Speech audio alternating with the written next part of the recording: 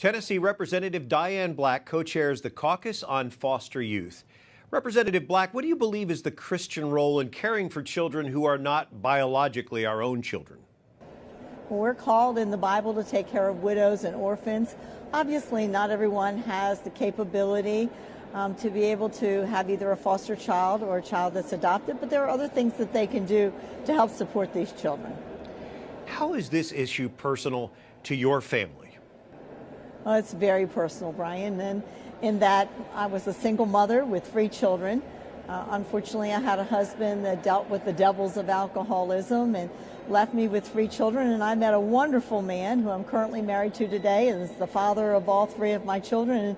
And he adopted them, and he loves them dearly, and they love him as though he were their biological father. So we have a personal story that we can tell about a great ending where we have a forever family because of my husband's love for my own children.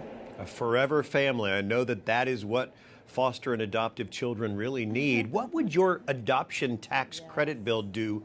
Why do you think that it's needed?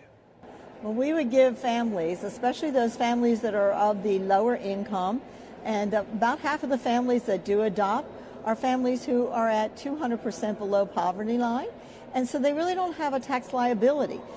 So they don't get the advantage of having the adoption tax credit, which is there currently. And what this would do is it would give them the opportunity, even if they didn't have the liability, to get a fully refundable tax credit, which would help them with the dollars necessary for all of the process that it takes to adopt children. And so they may have room in their heart and room in their home, but just not room in their budget. And isn't adoption really at the heart of being pro-life? It certainly is. It is making sure that every child has that opportunity to have a loving home and a forever family. That's what we all want, no matter who we are. And we certainly want to make sure that we do everything we can here in the nation's capital to make that happen for children who are looking for a forever family.